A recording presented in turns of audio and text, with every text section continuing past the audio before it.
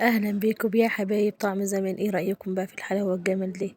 بسم الله ما شاء الله. خبيز العروسة الكحك والغريب والانكشاير والبيتي فور لأحلى عروسة، ربنا يتمم لها بخير وحاجة فاخر من الآخر. شايفين الجمال والحلاوة يا جماعة؟ لايك واشتراك وتعليق حلو لاختكم محفز علشان ننزل بكل الوصفات دي ان شاء الله نعملها مع بعض في القناة. ولو عايزين اي وصفات تانية اكتبوا لنا في التعليقات وان شاء الله نعملها مع بعض. اللهم صل وسلم وبارك على سيدنا محمد وعلى آله وصحبه أجمعين. إخواتي أهلا وسهلا بيكم في كل مكان. ده خبيز العروسة ما شاء الله بنعمله عندنا في الصعيد بكميات كبيرة. نفرق لحبايبنا وأخواتنا وأصحابنا وأهل العروسة وأهل العريس. علشان كده بنعمل بكميات كبيرة، يعني ما شاء الله بنعمل بسكويت ده بنعمل بالكيلة. يعني ممكن العروس يعملها 5 6 كيلات. الكيلة دي عبارة عن 12 كيلو من الدقيق. ده بالنسبة للبسكويت. أما الكحكة ممكن نعملها مثلا 20 كيلو أو 30 كيلو كحك. والغريبة كده، أما الغريبة يعني بنعملها ممكن من 10 15 كيلو. بسكويت اللانكشاير نعمل لها برضو ب20 كيلو زي ما انتوا شايفين. بسم الله ما شاء الله في حلال كبيرة. يعني علشان طبعا ايه نفرق لحبايبنا. النهاردة هننزل بأول وصفة في مخبوزات العروسة. هنعمل طبعا هعمل لكم كده ايه الكحك. انا طبعا هعمل كيلو. اللي وصل لحد هنا يصلي على النبي. انا طبعا عندي كيلو من الدقيق نخله كويس جدا، وعندي طبعا الخميرة الفورية، وعندي كيسين طبعا من الفانيليا علشان الفانيليا بتدي لي ريحة حلوة للكحك بتاعي. ونزلت بنص معلقة من السكر زي ما انتوا شايفين. وهبدأ اعمل حفرة كده وهنزل بالسمنة بتاعتي. طيب انا هعمل الكحك بتاعي النهاردة هقدح له السمنة. تحس ان السمنة لما بتتقدح وتعملي بيها الكحك بيبقى ليه ريحة كده زي كحك زمان بتاع امهاتنا وجدتنا. وكأنه معمول بالسمنة البلدي. طبعا انا عاملاه بسمن اللي هو سمنة روابي. سواء عندك سمنة روابي كريستال اي نوع سمنة اعملي بيه. طيب انا قدحت السمنة بتاعتي نزلت بيها على الدقيق. طبعا هقلبهم بالمعلقة لحد ما الدقيق يمتص السمنة والعجينة بتاعتي تبرد شوية ونبدأ نبس. هنقلبهم مع بعض بالشكل ده زي ما انتوا شايفين. بس طبعا لازم تجيبي نوع دقيق كويس علشان الكحكة بتاعتك تبقى ناعمة ودايبة. وهنقلبهم مع بعض زي ما انتوا شايفين بالشكل ده. امهاتنا زمان طبعا كانوا بيعملوا الكحك بيقدحوا السمنة على البوتاجاز. علشان كده تحس ان الكحك بتاع زمان كان بيبقى ريحته وطعمه مميز عن دلوقتي. وفي طبعا ناس بتحط اللي هو ريحة الكحك. لا انا مش هحط ريحة الكحك، الولاد ما بيحبوهوش. انا هحط كيسين من الفانيليا. الفانيليا بتخلي ريحته جامدة جدا يا جماعة، وطعمه بيبقى تحفة. لو عندك سمسم محمص برضه هنحط له. كل ده منكهات بيخلولك طعم الكحك بتاعك حلو. لو عندك سمنة بلدي ممكن تضيفوا الكيلو من الدقيق. انا حطيت له نص كيلو من السمنة. ممكن تخلي ربع سمنة وربع سمنة بلدي حسب مقدرة كل عندك. بس بلاش زبدة صفرة. الكحك ما بيتحطلوش زبدة صفرا. يا اما سمنة اي نوع سمنة زي ما قلت لك روابة وكريستال او اي نوع سمنة او سمنة بلدي. وطبعا بسيتهم لحد ما الدقيق بتاعي شرب السمنة كلها بالشكل ده زي ما انتوا شايفين. آه بالنسبة للكيلو دقيق عليه نص كيلو من السمنة. الكحكة بتبقى ناعمة قوي وبتبقى دايبة، وفي نفس الوقت برضو بتبقى ماسكة نفسها. يعني يعني هو مقداره مظبوط كده.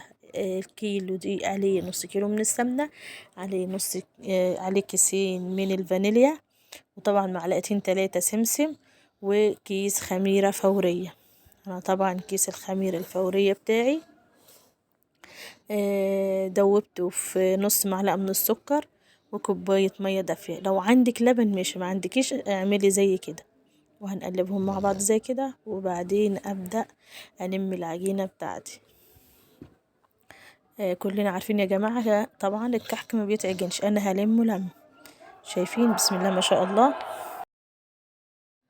العجينة بتاعتي بسم الله ما شاء الله زي ما انتوا شايفين لمتها ناعمة اهي، ومش مشققة ولا حاجة خالص. انا يا دوب لمتها بمج من المية على كيس الخميرة الفورية. عندك لبن ماشي، ما عندكيش لبن يبقى تعمليها بمية زي ما انا عملت. طيب حاولي ما تخلوش العجينة ناشفة قوي علشان الكحكية بتاعتك ما تبقاش متشققة. شايفين يعني القوام ده مناسب ما شاء الله. الكحكة كانت ناعمة قوي وما كانتش متشققة وكانت بسم الله ما شاء الله. شايفين يا جماعة؟ طبعا هسيبها تريح بالظبط 10 دقايق لحد ما اروق الدنيا حواليا كده واجهز الصواني بتاعتي ونبدأ نشكل معانا الكحك. طبعا زي ما انتم شايفين احنا شكلنا الكحك، احنا قطعناه كده وبعد كده عملناه بالبصامة. طيب اللي ما عندوش بصامات او عنده اللي هو ال اللي كنا بنعمل بيهم الكحك، ممكن بعد ما تقطعيه تجيبي السكينة بتاعتك وتبدأي تشكليه زي ما احنا عاملين بالشكل ده. الجيش قالك اتصرف اهو. انا بعمل لكم كام واحدة بعد ما شكلناهم. هعملهم بالسكينة بالشكل ده. عندك بصمات ماشي، ما عندكش بصمات يعني اتصرفي. اهم حاجة العجينة بتاعتك تبقى مظبوطة.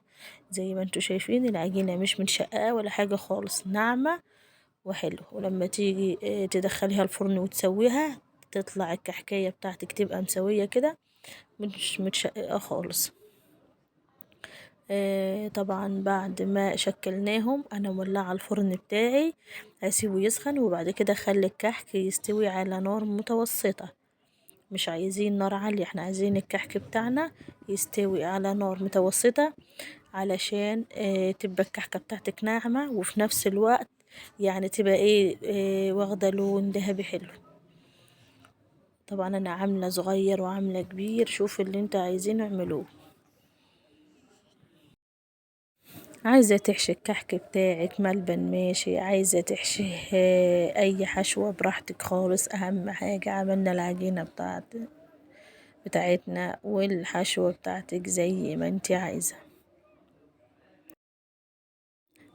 في حاجة كمان، الكحك بلاش تسيبوه يختمر كتير او تعطوله خميرة كتيرة. احنا عايزين يبقى ناعم ودايب، مش عايزينه عايش كده يبقى زي الفايش ولا زي القرص. لا يعني احنا الكيس خميرة فورية تقريبا حشت منه يجي نص معلقة كمان، ما حطيتهوش كله ماشي. ولما بيبقى فيه بيكنج باودر برضو بحط نص معلقة من البيكنج باودر وبعجنه اسيبه بالظبط 10 دقايق وبعدين ابدا اقطع على طول، ما بسيبهوش لما يختمر معايا. وبعد برضو ما بنشكله في الصواني يا دوب على اخر صينية كده بولع الفرن بتاعي، وبعد ما بخلص بسويه على طول، ما بسويهوش فترة طويلة في الصواني علشان ما يختمرش تاني. ده سبب من اسباب الكحك بتاعك اللي ما بيخلوهوش يبقى ناعم ودايب زي بتاع امهاتنا بتاع زمان. طبعا انا سخنت الفرن بتاعي، ده فرن البوتاجاز. وهحط الصاج بتاعي على الرف الوسطاني بعد ما ولعته، يعني سبته يسخن كده بتاع 10 دقايق. احط الصاج بتاعي على الرف الوسطاني علشان يستوي على نار هادية براحته خالص.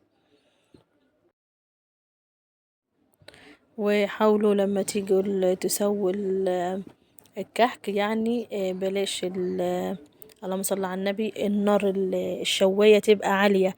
لا عايزينها يعني لما تدخل الصاج الفرن كده وطي النار. احنا خلاص سخناه نوطي النار كده علشان الكحك بتاعنا ما يستوي من فوق ويبقى القلب بتاعه لسه ما استويش. لا نوطي النار كده علشان ياخد سوا حلو من فوق ومن تحت. وده شكل الكحك بتاعنا بعد ما خرج من الفرن. بسم الله ما شاء الله السوا بتاعه حلو وريحة الكحك تحفة. الفانيليا مخليه ريحته جميلة جدا يا جماعة. والبيت بتاعنا كده ريحته جميلة، جو برد وجو شتاء. يعني ولع الفرن كده، مش لازم تعملي حاجة كتيرة.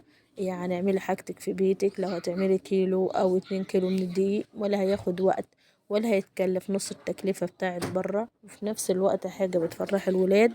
اعمليهم وفرحيهم ودفي بيتك. ويا رب فيديو النهاردة يعجبكم، وان شاء الله هننزل بالوصفات التانية بتاعة العروسة. احنا عملنا كحك وكنت عاملة قبل كده منزلة على قناة الانكشاير. ان شاء الله هنعمل بسكويت واكتبوا لنا في التعليقات ايه رأيكم في اللهم صل على النبي في وصفاتنا. ولو عايزين اي وصفة اكتبوا لنا. وشايفين الكحك يا جماعة، بسم الله ما شاء الله، دايب جدا وريحته تحفة. يا رب اكون ضيفة خفيفة على قلبكم، واللي وصل لهنا يصلي على النبي. واسيبكم في امان الله وحفظه في فيديو جديد. مع السلامة.